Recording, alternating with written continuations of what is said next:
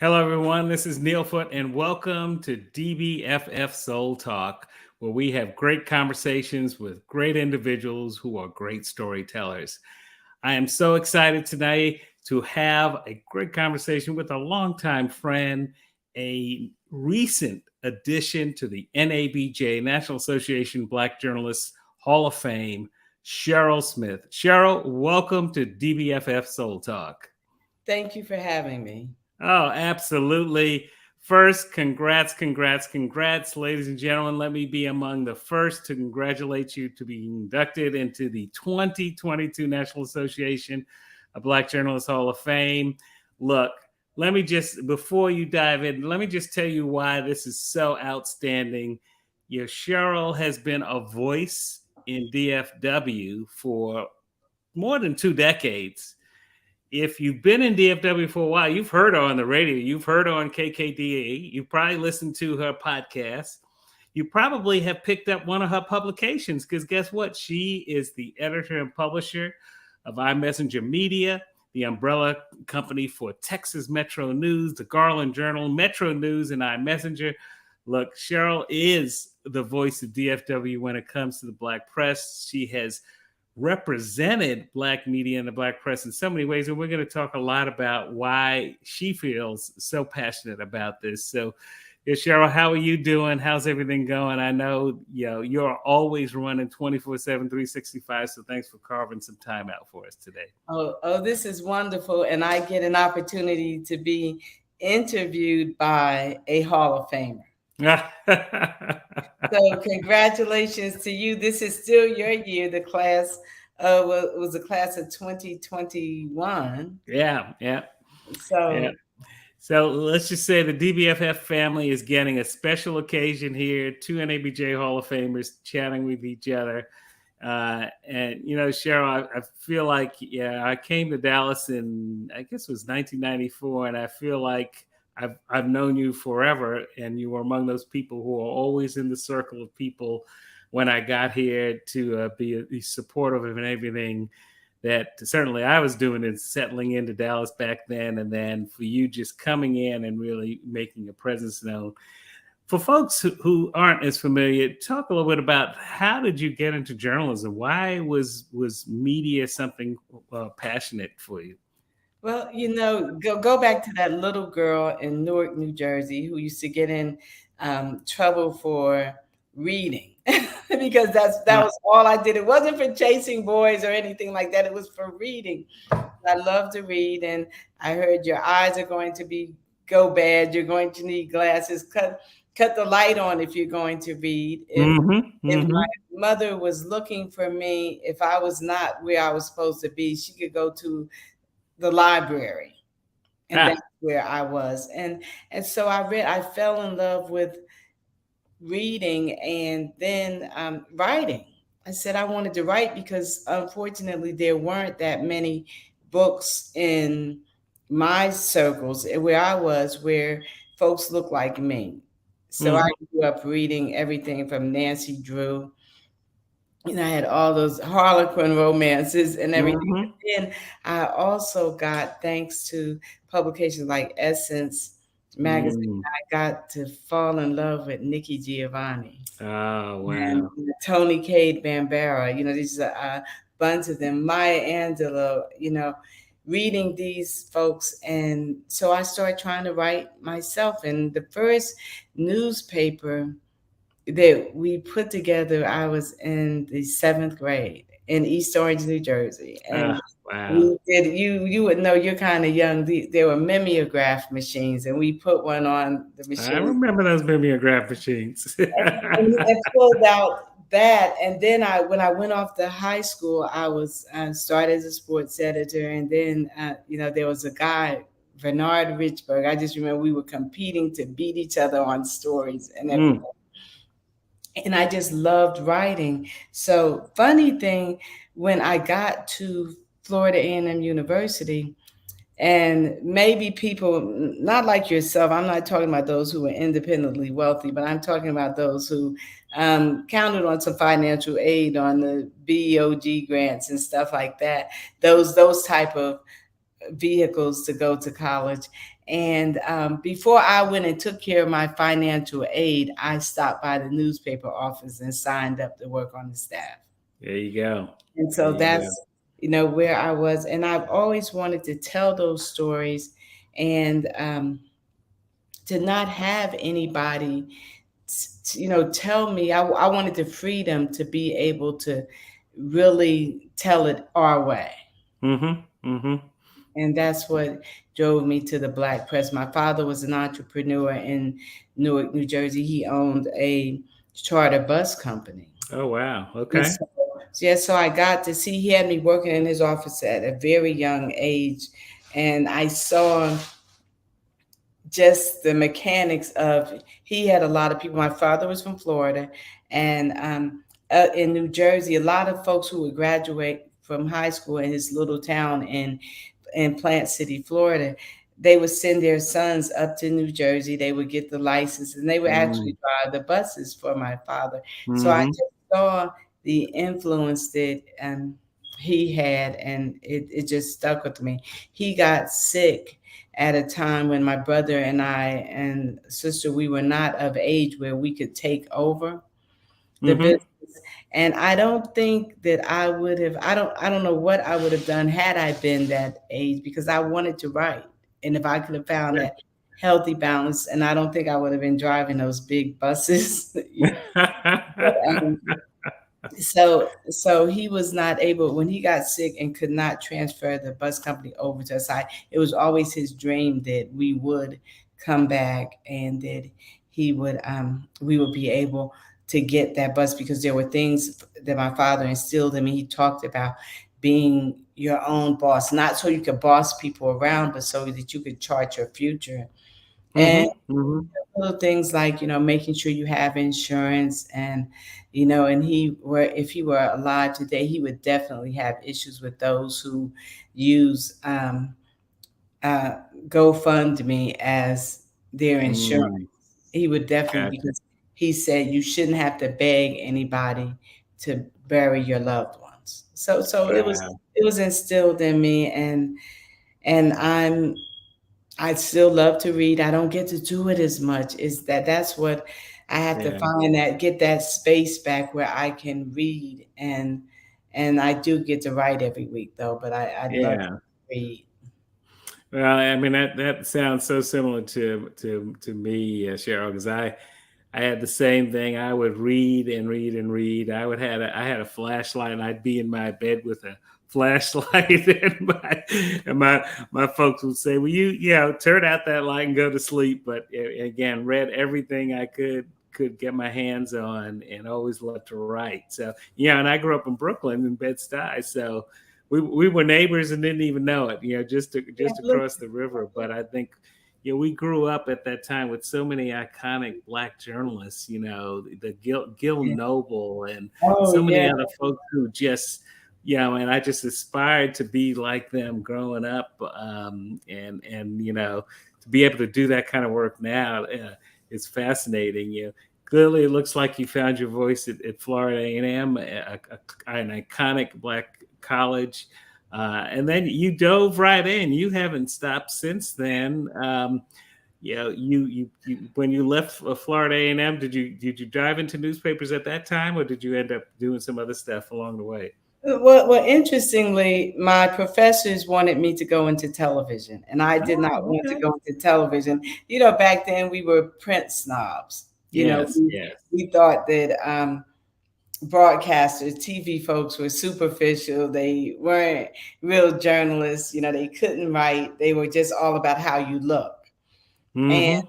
and I was one of those. I wanted to be that silent stealth bomber journalist who got in, got my story, and got back out. And if people didn't have to know who I was, I wanted them to know my work. And so I interned with the television station, with the Florida Press Corps, actually. Mm-hmm. And that was my junior year. And then my senior year, I interned at the Capital Outlook, the Black newspaper there. Oh And yeah. I was hired upon graduation. So that's always a blessing, that you get Yes. hired. And so I was working there, and I worked there And then the owner of the publication, Arthur Teal Jr., was actually working with, he was a Republican, African American Republican, and he was working with Ronald Reagan. Ronald Reagan was elected president, and he Mm-hmm. appointed Mr. Teal to his cabinet. Well, that meant he had to sell the newspaper, Mm. and I couldn't buy it. And the person he sold it to, yeah, I look back and I just say they were not a journalist, they were not a publisher, and where they wanted to take the paper, I did not want to go at all. Yeah. And so I left the paper and I freelanced. There was a paper called the Florida Flambeau that was run by Florida State University across town, and I worked for them. And one of my girlfriends was out in Texas, in Amarillo, and she said, why don't you come to Texas? It's a land of opportunity. Well, Neil, she was an accounting major. There's a difference. Accounting, early 1980s, big oil, she was set. And so I took on a whim. I had just moved into a nice apartment where it was 2 bedrooms, 2 baths, had a balcony overlooking a um, golf course, and I was only paying $300 a month for it. And that was Ooh. just like really wonderful. But I came out to Texas to try to see what it would be like. And when I got to Amarillo, she said, well, don't look for a job yet because my job is moving me to Dallas. And so then we moved to Dallas, and the first interview Ah, I went on, I actually went, it was in publishing. I okay. called all the black newspapers here and got a rude lesson taught. But because most of there were several papers, but none of them had the journalism base, if you will. They Mm-hmm. were run by, Mm-hmm. and so I'd call, oh yes, this is Cheryl Smith, and I have a degree in journalism from Florida A&M University, and I was the editor of, and now it's like, yeah. They wanted no parts of me, actually. And I think, Charles O'Neill was at the Dallas Examiner at the time, and I would read that publication, but I never applied there for a job. Uh-huh. And plus, they had him. And so I went into publishing, and actually, if you remember TV Guides, I think you are old enough to remember TV Guides, and I was editing those, um, and then I just still tried to get into the black press. I wanted to tell those stories. I wanted to be a part of our community, because any city I go into, Neil, I look for the black newspaper because I'm hoping it's going to tell me where my people are and what they are doing. And so Mm-hmm. that's what I wanted to do in Dallas. And I did a little freelancing and um, did a little freelancing for some of the publications. And I remember in like the mid 80s, someone contacted me about a story on this brother who had AIDS. And I wrote the story, and nobody would take it except Jim Washington of the Dallas Weekly, because Mm-hmm. they were, I think they thought they would get AIDS by reading it. Yeah. And really, and I was very candid with the young brother about, he told me his story and how he was ostracized. And I wanted to share that story with folks. And Jim took it, and I guess you could say the rest is history, because I said, let me show you what I can do with your publication. And Mm-hmm. he gave me free reign. There you go. Wow. Well, and I think that may have been where we first crossed paths, because I was able to. Jim Washington was one of those folks I also met when I first got here, and you all were doing some fantastic journalism. I think that was the power of what you all were doing. I had come down to work for the morning news, and so even at that point, I think the morning news, which we'll get to that story a little later on as we flash forward, about the morning news was struggling to figure out how best to cover the black community in and around Dallas. And as you know, back then, that newspaper just, even though it had increased diversity, but it still couldn't figure out how to cover the community. Talk a Right. little bit about the importance that certainly the Dallas Weekly and the Black Press had on covering and telling those stories of our folks. Because, DBFF is all about telling our stories. And I Right. think you really embraced the notion with the Black Press of the importance of doing that. Right. We wanted to bring a perspective to it. If something happened, we wanted to break it down to, if something was happening in Cameroon, how was it impacting us here? What was going on in Africa at times when they were saying, you had young virgins being raped because they were being told, the guys were being told that if you have sex with a virgin, the AIDS would go away. And so how does that relate to what is happening here? There is a correlation. And those are the type of stories that we tried to address. Interestingly, I've been doing a little house cleaning. So I saw some stories, and I just tell you because one of the persons is no longer with us. But there were people when I was at the Dallas Weekly, there were folks from the morning news who would come on our day the paper came out, come down to sunny South Dallas so that they could get the paper to see Uh-huh. what we had beat them on. And I saw one this past week where there was a story, and if you tried to find the person, you wouldn't be able to find the person because it was an alias. It was someone at the morning news who, the stuff that they couldn't write about in the morning news, the editors would poo-poo. Mm. They It came to me. They said, "You're trying to do the right thing. Let us share this with our people." And that's what I was Mm-hmm. trying to do, and trying to be in the community and of the community, and not just when I needed something. So I didn't show up and I was a stranger.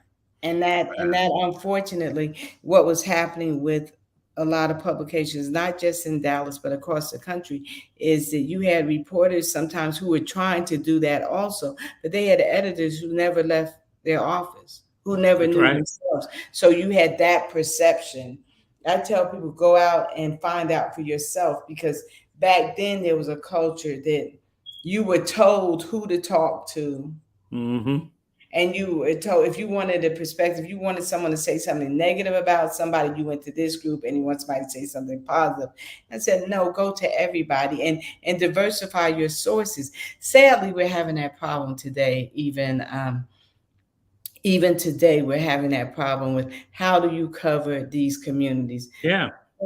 COVID has not helped because people are staying away, but don't expect people to trust you if they don't know you.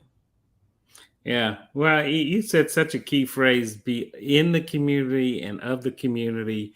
And that makes so much sense, because I want to kind of bring this loop together, because one of the strategic partnerships that you've created with Texas Metro News and your company is with the Dallas Morning News. Tell folks a little bit about that and the significance of once again, Black media playing a critical role in helping to tell these stories.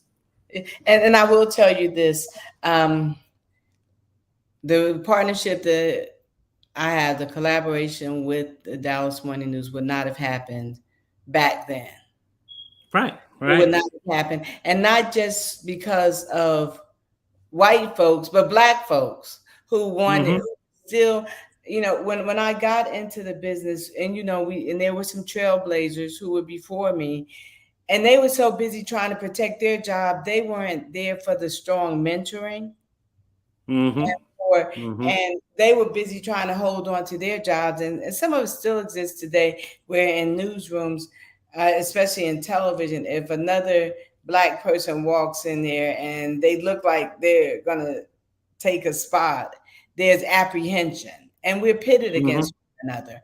And so there were people that would not have, they wanted to be the only Negroes in town, and you had some of Mm-hmm. those at the Dallas Morning News, and Yeah. who actually looked down on me because I was with the Black press. Mm. Like, come on, y'all writing stories about Easter egg hunts, and here I am, doing some hard, serious stuff. But anyway, I was contacted by Mike Wilson, who was the Yeah. editor at the Morning News, and him, Keith Campbell, Jamie all talked to me about, what we could do together. And so I was like thinking about it, and I said, who can win from this? And ultimately, and I have this, I love ethics classes and I love teaching them. And so this utilitarianism, I want the greatest good for the greatest amount of people. And so one thing I realized is that I would stress myself out trying to cover every story that I wanted to cover. I can't do it by myself. And here was someone saying, let's partner together. And there were the benefits. I saw some benefits. So I said, okay, let's see how this will work. And I said, but I'll just tell you this. I said, if anyone asks me, I said, because I know my people enough to know this, even the ones who were not a monolith, but I knew this. I said, folks are going to say, oh, sure, you got it going and got it strong and everything, and now you're selling out to the morning news. And so I said, well, I need you to understand that when someone asked me, did I sell to the morning news? I said, I'm going to tell them no, to the contrary. I bought them, and people ask me, well, how does it feel to be partnering with the Dallas Morning News? I'm very quick to say, I think it's wonderful for the best and the most progressive newspaper in the state of Texas to be partnering with the Dallas Morning News.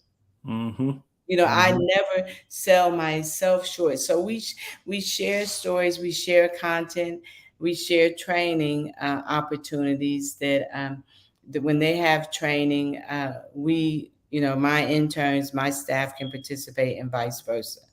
And we, when we have sources, sometimes I'm privy to some information. Now we've changed things because now we're like a 24/7 because we have Metro News comes out every day. And I know we're breaking some stuff that other folks don't have. And so we're learning and we're benefiting from it. And we look at it. One of the best examples of how the partnership works is that one time I was running to my office to get on Zoom with them, an editorial meeting we have weekly. And I got to the office. I told someone, cut on my computer because I'm going right into Zoom. And so I told him, I said, oh, I'm so glad I made it here on time because I do not like to be late. And I said, but I had a story. I said, South Dallas Cafe was feeding school age children. This was in the first few months, like July of 2020.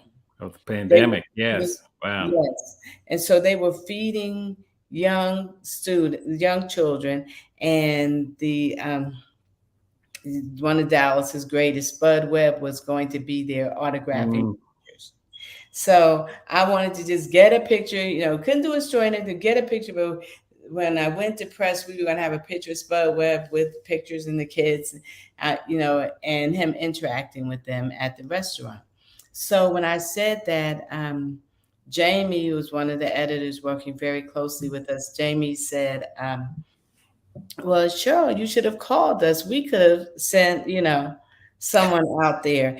And I can't tell you how that made me feel. Wow. In so many words. I know it made me feel like you're not in this alone. You have some backup, you have some support. So I will call them sometimes and say, we named Deion Sanders our Person of the Year this year. And not only did the Dallas Morning News provide me with pictures, but I called, and that's that NABJ, because I called Marlon Walker and got him, he's right there in Jackson. And that's right. He got pictures to me and we were able to use them. So the partnerships, there are some that are written in a contract, and there are ones that I feel are written in our souls, in our blood, and that's where NABJ comes in there. But that was an example of how we how we work together. One time I called them and I said, hey, did you hear that a mayor of a suburb had died? They hadn't heard it.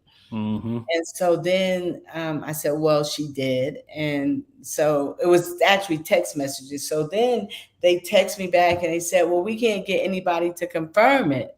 Well, I had it confirmed by somebody in U.S. Congress, state Senate, county. I'd had the Who are all in your Rolodex, right? They're all in your phone, right? and the city manager's office. I had Mm-hmm. everyone, and then on top of that, she was my sorority sister, and so I got it from the sorority and her family. Mm-hmm. But it was interesting because then they said, "Well, what time is your story going to be ready?" Because this was around 6 in the evening. I said, "Well." Um, when I called them and when I texted them initially, but it's around 7, they asked when was my story going to be ready, and I said my story was going to be ready about 9. They said they would have theirs ready about 8. So Mm-hmm. they put their story out, but it when mine came out at 9, they did an update because their story had quotes from people from social media. Ah. Mine had different things because I'd actually talked to the mayor of Dallas. Mm-hmm. I had talked to the Democratic Party, just a number of people. But I told them, a judge died, well, a state representative, former state representative died recently. And I told them I take my source to the grave with this, and Yeah. but they couldn't get it confirmed. So, but it's about those relationships, and they didn't come overnight. And then people trust me.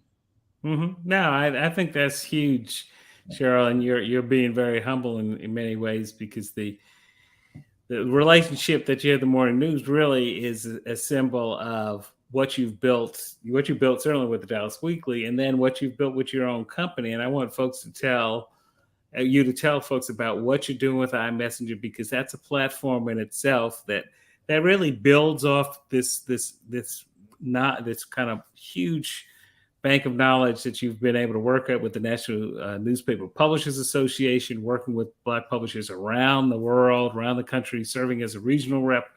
And you have your own company, which I think is huge. And that's all built on these connections that you just have been weaving throughout these years.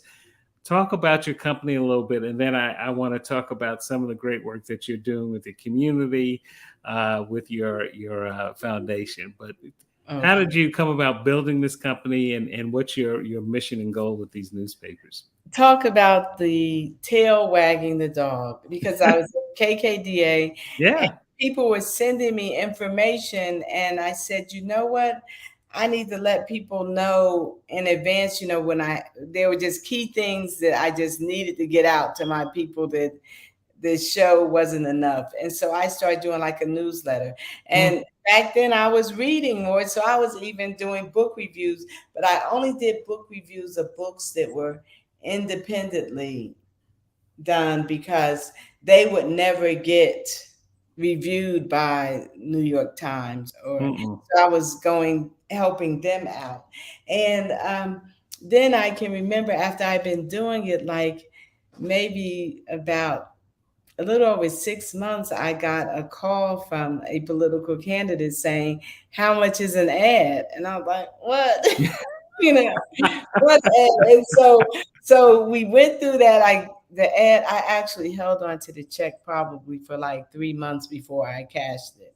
Wow. I know it, and then 3 months later, well, 2 months later, a publisher here called me because I had talked to different publishers who were having issues and said, hey, are you willing to sell? What are you going to do with it? Because some of them needed help. Mm. And so he called and he said that there was a publisher that had 2 newspapers and wanted to sell them.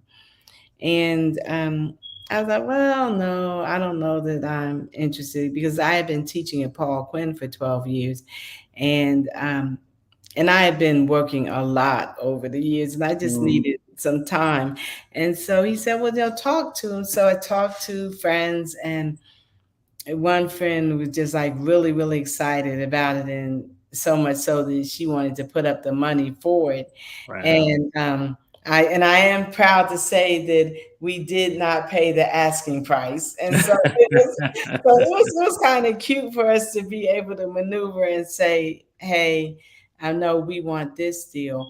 And I looked at, because Garland Journal, I felt Garland had like 250,000 people, black mayor, and I knew the demographics and strong black community, but there were the other parts of it too, and they didn't have a paper. So I said I could do something with that. Now the other paper was based out of like Greenville, Texas, and I Hmm. told my friend, I said, I'm never going to Greenville. I said, that's a place that has what, the blackest land and the whitest people. They had a sign there.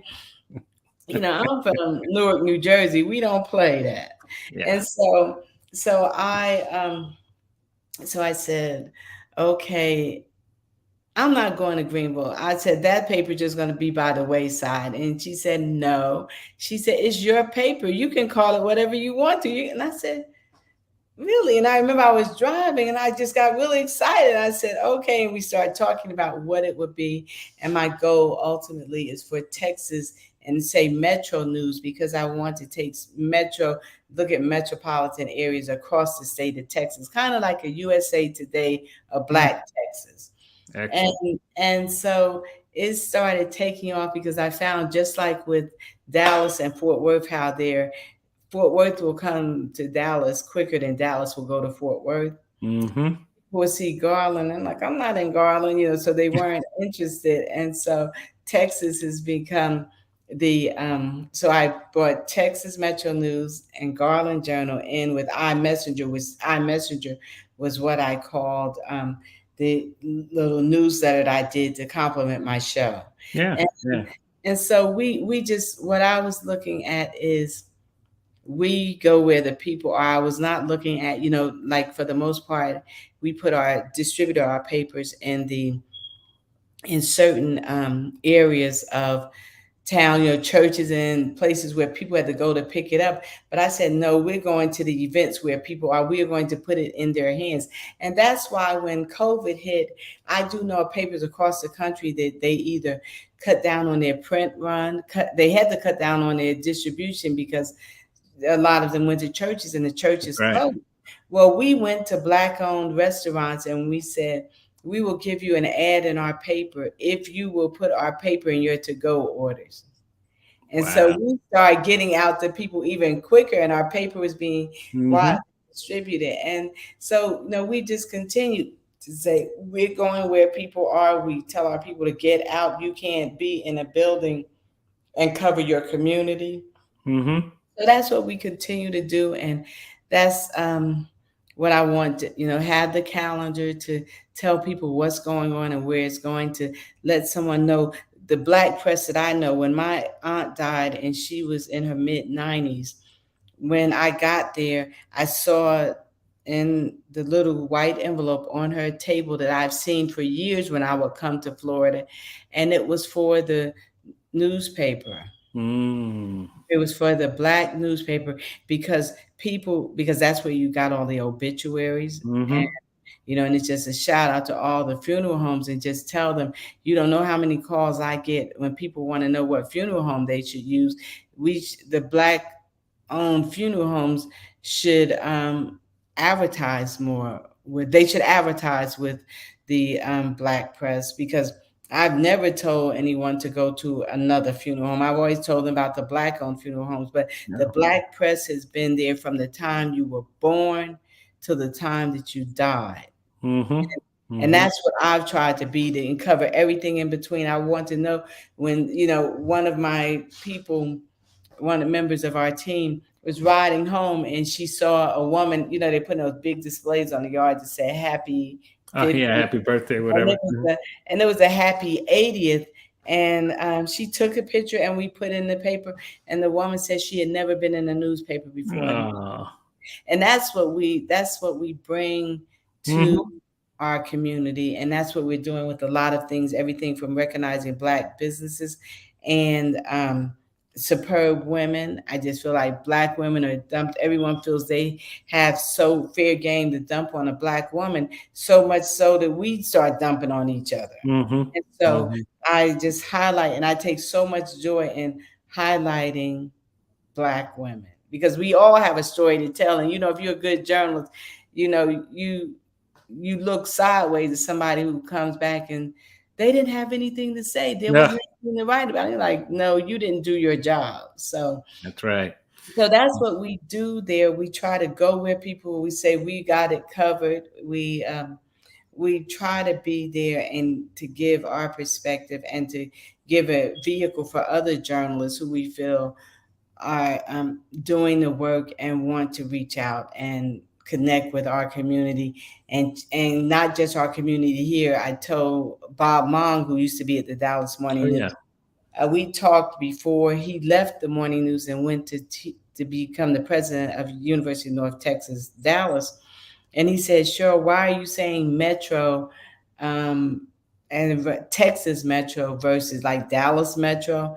And he said, when people were trying to go local, I said, because with the internet, every story is local, Hmm.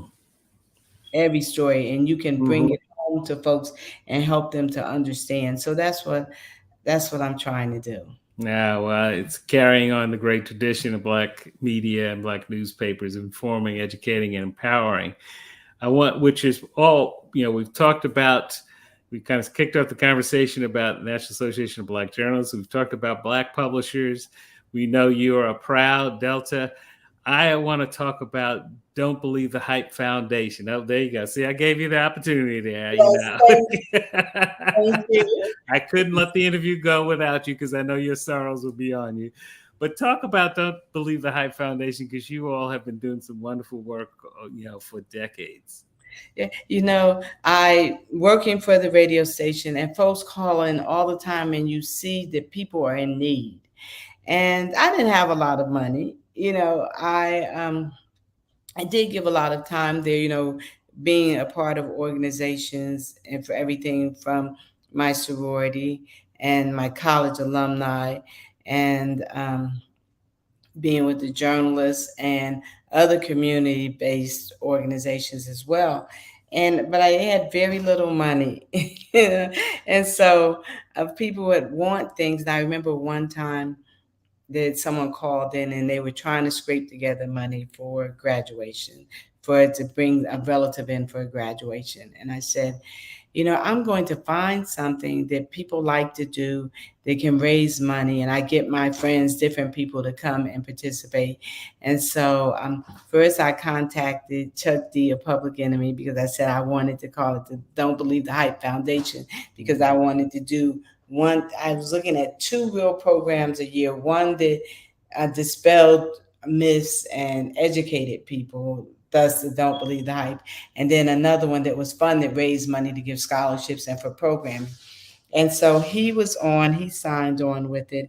And then I said, well, what's something I knew growing up in Jersey, that especially like when it was time to do things with family, like around the holidays, we went bowling, skating, and to the movies. Yeah. And I didn't know how I could monetize the movie thing. I wanted something that wouldn't age out. Mm-hmm. So Mm-hmm. I said, no, I'm not going to be trying to roller skate, you know, 60, 70, 80. And so I did bowling. And so I just called together people, Dick Gregory, and, Mm. just people from around the country. I would bring them in, but I was trying to put together a program that regardless of if there was a big name coming in, people would still want to come. And that camaraderie, that just everyone's wonderful and we're sharing, helped us to give like thousands of dollars out in scholarships and provide internships and everything. We have a couple of interns this year, and we give scholarships. We participate with Senator West has an internship program, and we give a scholarship out there in the name of Dr. Betty Shabazz, because she was about educational excellence. Mm-hmm. And she's also a Delta. And so that's, the foundation. I was looking, as I was cleaning out, I found this cover of Emerge magazine that Mamie Till Mobley had autographed to the Don't Believe the Hype Foundation. And I remember bringing her to Dallas and her talking about dispelling a lot of myths and rumors about what happened with her son. And she spent days with me, and it was really wonderful, her and her husband, to just have her there. And I just feel like I've been blessed to have those people that really matter that I've introduced. I have folks come to me and say, gosh, I would have never known about Dick Gregory if you hadn't brought him here and let him be here so we could touch and feel and spend time with him. And so that's what we do. We're looking at this year. We also have a Healthy Living Expo on Martin Luther King Day because people are around after the parade wondering what to do. And we say, let's bring them together and empower them with information. You know, we have health screening. We're talking about being financially healthy, educationally, you know, socially, deal with all the issues that we're dealing with in our community. And that's what we're about. And you know, when people say, you know, well, what do you do for fun? Everything I do is for fun, because if I'm not enjoying it, I'm at a point now where I can say, no, I'm not going to do it. You know, I There am you not. go. You've earned that right, Cheryl. You've earned that right. Tell folks how to find you, either on social, on the web. What's the best way to catch up with Cheryl Smith? Other than if you're around DFW long enough, you're going to run into Cheryl. But how Yeah. about on social, website? Tell us a little bit about how we can find you. And I tell people, someone told me I've been trying to find you for years. I said, all you had to do was yell a little bit. And I would have heard you. Somebody would have heard you and directed you to me. But we are, in addition to the publications, Texas Metro News, Garland Journal, and iMessenger, we're on several platforms. We're on Facebook, Twitter, and they're by their names, actually. And there are several others as well. And I use Pen on Fire, which I tell people, the only reason why I still use Pen on Fire is because I used it when it started. So people became familiar with it, because you just have to watch the names that you put out there and have one, you know, what do you put on your resume? What do you put on your Vita? What do you put out there for people to see? But you can find us. All three have websites, and we have a daily newsletter, and you can sign up for that. And we're always looking for information. We're sharing information, and we're not just sharing it locally. I got a tickle out of Dr. Francois Booker Drew, because she was in Jacksonville, Texas. And she picked up a Black newspaper, and there was her column where they had reprinted it from Texas Metro News. And so you never know where your stuff is going to show up, because I'm pushing it out there for the world to see. And I believe in sharing blessings, and for people, and I share information about grants, or I will even I've written grants for other newspapers, because I couldn't get it myself, and I've helped them to write them. Because if we think that anyone giving us money, if they're giving us all their money, they are not. You know, they have more money. They aren't saying, okay, I got $10,000, which is no money, but $10,000 and it's all going to you. No, they're not doing that. And so we need to understand that if we share, if we collaborate, that maybe we can do more. It'll come back to you. And I'm a firm believer in it. It will come back to me. Well, Cheryl, this has been a wonderful conversation. DBFF Soul Talk. We've been chatting with Cheryl Smith, the editor and publisher of Texas Metro News, the Garland Journal, iMessenger News. If you've been in Dallas, you heard her voice on KKDA 7:30 a.m. You pick up on her podcast. She is 1 degree away from anybody you need to know, because that's the way Cheryl rolls. Thank you so much, Cheryl. We know your schedule is always over the top. Thanks for carving out some time to share your story with our listeners, our viewers. And, you know, we're gearing up already for our next festival. So stay tuned. We will be chatting with you more about how we can spread the word about telling stories about our people from our people, right? That's what we do. And that's what we know you believe that. And that's why it's so important. Thank you so much. And I'm looking forward to that. We have to share, you know, I just think about my favorite movies and the influence that it had on me. And I mentioned about how we go to the movies up north. Sunday evenings, mid-afternoon, we would go to the movies until it got to a point where the culture started changing, and we had to just go earlier or not go at all. And that's unfortunate, because we have to take our communities back and make them safe so that we could enjoy, and young people can enjoy life growing up. Thank you so much, Cheryl. Everyone, you've been listening to DBFF Soul Talk with Cheryl Smith. Thanks for tuning in.